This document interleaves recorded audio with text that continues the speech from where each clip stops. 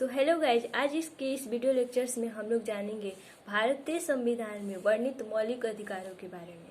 ठीक है, तो मौलिक अधिकार वे अधिकार हैं जो मनुष्य के सामाजिक जीवन में अंतर्निहित हैं और उन्हें राज्य के जीवन का आधार स्तंभ स्वीकार करते हैं।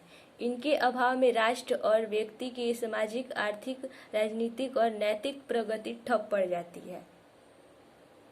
भारत के नागरिकों को संविधान के द्वारा निम्नलिखित अधिकार दिए गए हैं। ठीक है, भारत के जो नागरिक हैं उनको संविधान के द्वारा कौन कौन से अधिकार दिए गए हैं इसके बारे में हम लोग डिस्कस करेंगे। ठीक है, तो पहला है हमारा समता का अधिकार, राइट ऑफ इक्वलिटी। संविधान में समता संबंधी अधिकारों का विशद वर्णन किया गया है। भारत के सभी नागरिक कानून की निगाह में एक समान है और सबों को समान रूप से कानून का संरक्षण प्राप्त है। ठीक है, पहला है हमारा कानून के सामने समता, इक्वलिटी बिफोर लॉ। भारत के सभी नागरिक कानून की दृष्टि में एक समान है।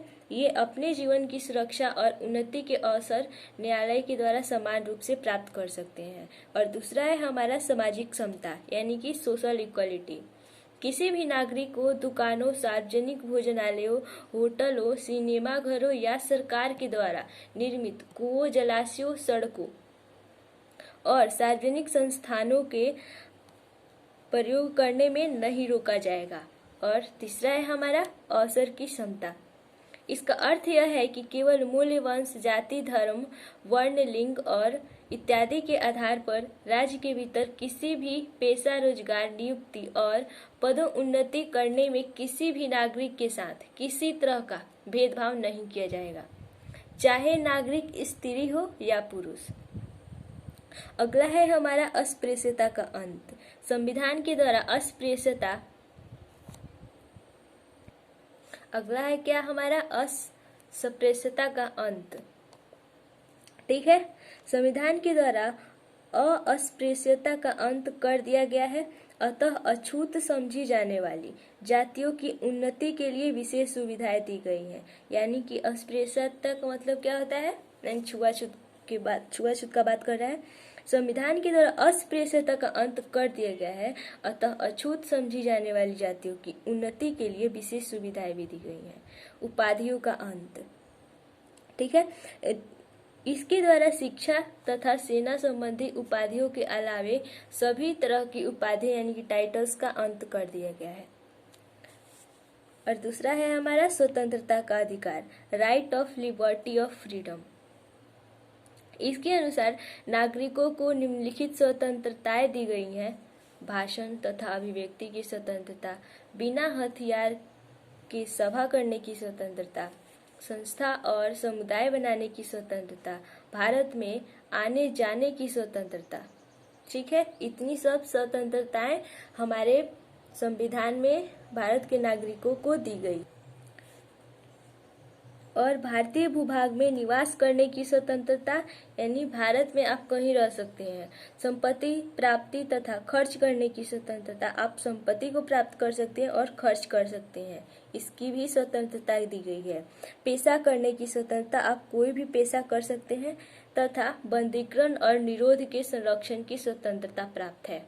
ठीक है, अगला है हमारा शोषण के विरुद्ध अधिकार, राइट अगेंस्ट एक्सप्लोटेशन।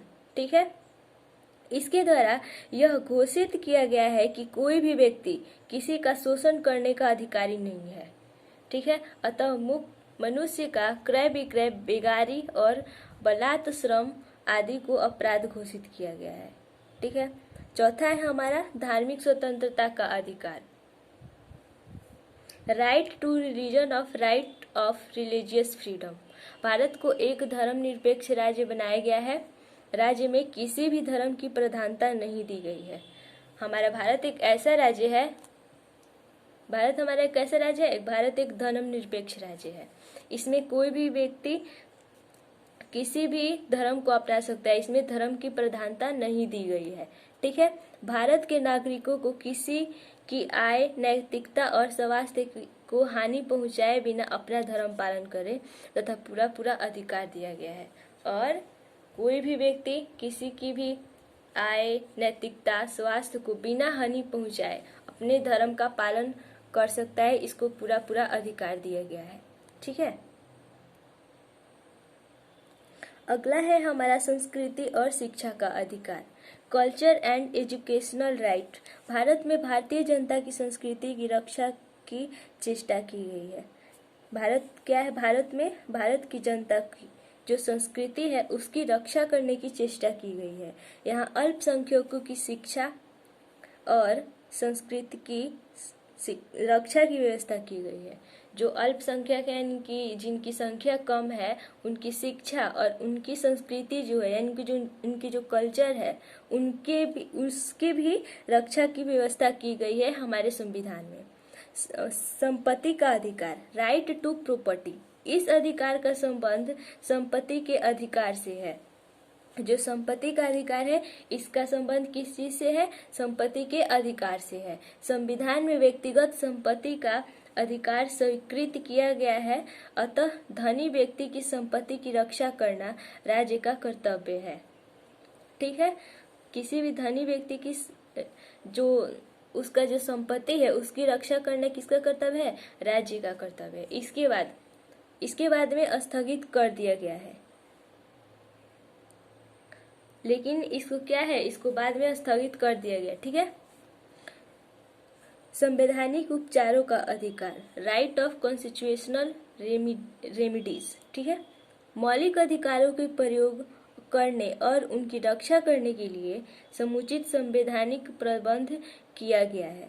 ठीक है, मौलिक अधिकार जो है इसका प्रयोग और उसकी रक्षा करने के लिए पूरी तरह से संविधान को प्रबंध किया गया है, संवैधानिक प्रबंध किया गया है, अतः इन पर अतिक्रमण न हो ऐसी व्यवस्था की गई है। ठीक है, उच्चतम न्यायालय इनकी सुप्रीम कोर्ट को इनका संरक्षण बनाया गया है। ठीक है, आई होप आप लोग को ये वीडियो पसंद आया होगा। Thank you.